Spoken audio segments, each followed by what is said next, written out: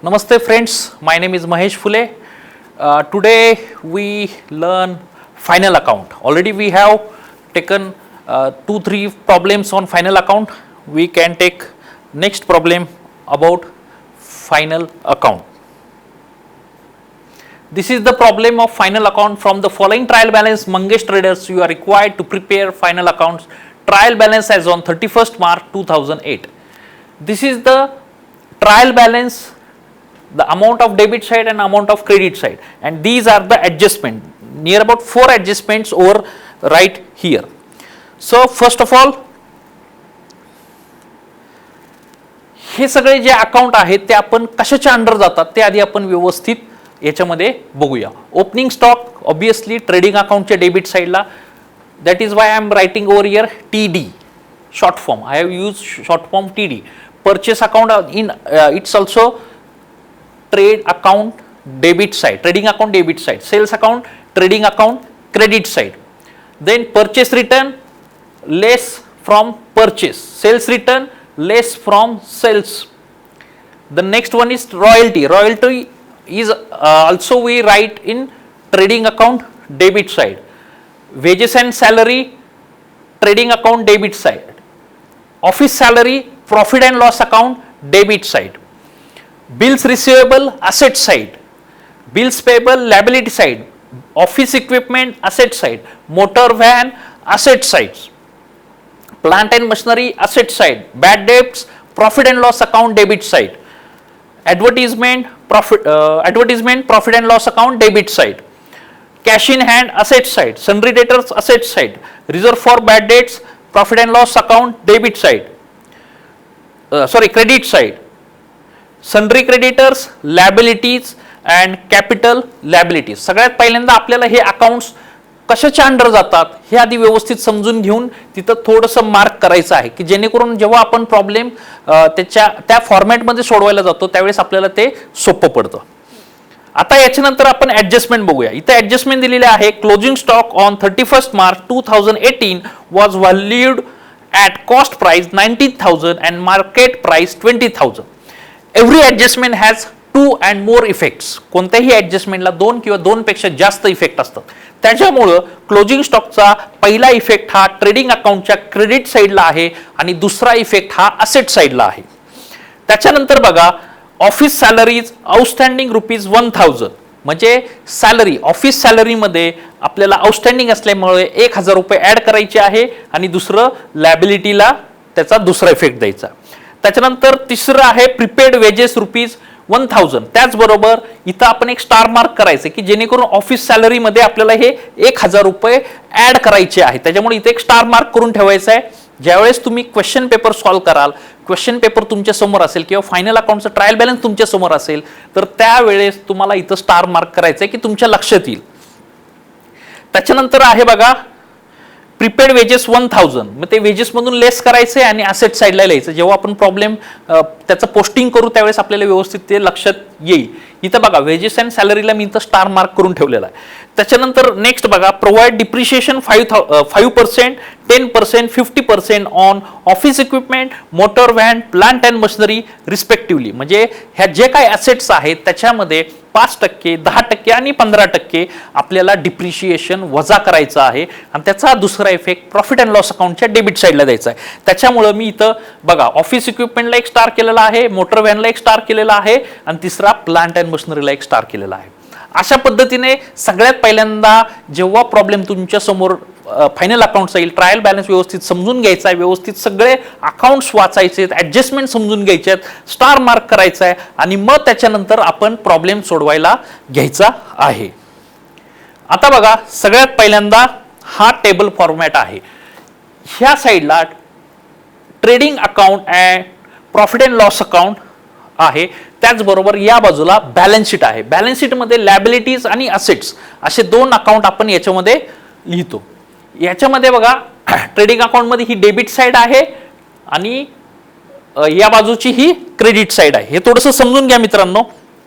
याच्यानंतर आपल्याला काय करायचं आहे, 1 by 1 प्रत्येक अकाउंटचं एक एक पोस्टिंग आपल्याला ह्या फायनल अकाउंटमध्ये करायचं आहे. बघा सगळ्यात पहिल्यांदा काय करायचंय, पहिला अकाउंट कुठला आहे, ओपनिंग स्टॉक. आपण इथं मार्क केलंय बघा ट्रेडिंग अकाउंटच्या डेबिट साईडला त्याची अमाऊंट किती आहे 32,750. मग आपण काय करणार आहोत, इथे ट्रेडिंग अकाउंटच्या डेबिट साईडला हा पहिला आयटम आहे टू ओपनिंग स्टॉक आणि त्याची अमाऊंट आहे 32,750 आपण तिथं लिहिलेली आहे. त्याच्यानंतर बघा मित्रांनो, दुसरं अकाउंट आहे परचेस अकाउंट सुद्धा टीडी म्हणजे ट्रेडिंग अकाउंटच्या डेबिट साईडला 55,000 रुपये आहे. आपण परत तिथे जाऊयात, दुसरं अकाउंट घेतलं टू परचेस, पण परचेसला लेस असल्यामुळे त्याच्यामध्ये आपण हा इनर कॉलमला परचेसची अमाऊंट 55,000 किंवा 55,000 इथं लिहिलेली आहे.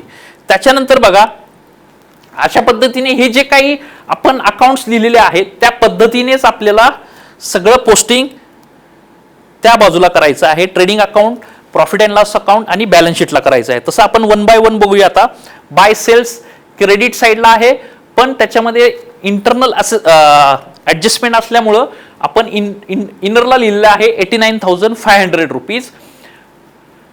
Purchase return 2,630, balance amount is 52,370 rupees. Sales return 4,480, balance amount is 85,020. Royalty 4,000 to wages and salary. Wages and सॅलरीला ऍडजस्टमेंट असल्यामुळे आपण ती अमाऊंट इनरला लिहितोय 8,000 रुपये. नेक्स्ट ऑफिस सॅलरी, त्याला सुद्धा ऍडजस्टमेंट असल्यामुळे ते इनरला लिहितोय 11,000 रुपये. त्याच्यानंतर बिल्स रिसिवेबल ही असेट साईडला आपण लिहिलेलं आहे बघा, दिसतंय का, आणि त्याची अमाऊंट 19,250. त्याच्यानंतर बघा बिल्स पेबल ही लॅबिलिटी साईडला आहे, कारण ते आपल्याला दुसऱ्याचं देणं आहे, त्यामुळे बिल्स पेबल लॅबिलिटी साईडला 12,500 रुपये. ऑफिस इक्विपमेंट हे असेट्स आहे, पण त्याला ऍडजस्टमेंट असल्यामुळे आपण 20,000 इनर साईडला घेतलेले आहेत बघा. त्याच्यानंतर मोटर व्हॅनवर सुद्धा ऍडजस्टमेंट आहे, ती आपण इनर साईडला घेतली आहे 30,400. अँड प्लांट अँड मशिनरी 25,000, त्याच्यावर सुद्धा ऍडजस्टमेंट असल्यामुळे आपण ती इनर साईडला घेतलेली आहे. त्याच्यानंतर ओल्ड बॅड डेट्स दिलेले आहेत आपल्याला 2,500, त्याला ऍडजस्टमेंट असल्यामुळे ती आपण इनरला घेतलेली आहे. त्याच्यानंतर advertisement 6,000. Cash in hand 5,000 rupees आपण लगेच एंट्री करून घेतलेली आहे. Sundry debtors 31,250 rupees.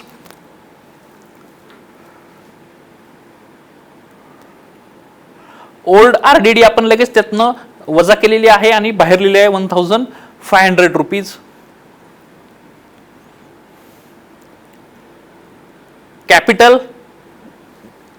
कॅपिटल आपण नेहमी इनरला लिहितो, कारण त्याच्यामध्ये प्रॉफिट झालाय का लॉस झालाय ते आपल्याला तिथे ऍडजस्टमेंट करायची असते, त्याच्यामुळे कॅपिटल आपण नेहमी इनर साईडला लिहितो 1,25,000.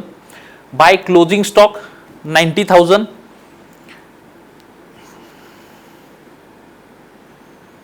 आउटस्टँडिंग सॅलरी 1,000 आणि ह्याच्यातनं ऍड आउटस्टँडिंग करून आपण 12,000 बाहेर लिहितो आणि ऍड आउटस्टँडिंग हे दुसरं अजून 1,000 रुपये आपल्याला देणं असल्यामुळे दुसरा इफेक्ट आपण इथं लॅबिलिटी साईडला आउटस्टँडिंग सॅलरी 1,000 रुपीज घेतलेले आहे, हे दुसरा इफेक्ट आहे. त्याच्यानंतर बघा प्रीपेड वेजेस. काय झालंय, वेजेस आपण एक्स्ट्रा आपण आधीच दिलेले आहेत, पुढचे 1,000 रुपये एक्स्ट्रा दिल्यामुळे ते आधी इथं लेस करायचे 7,000 आणि ते प्रीपेड असल्यामुळे असेट साईडला येतं प्रीपेड वेजेस 1,000 रुपीज.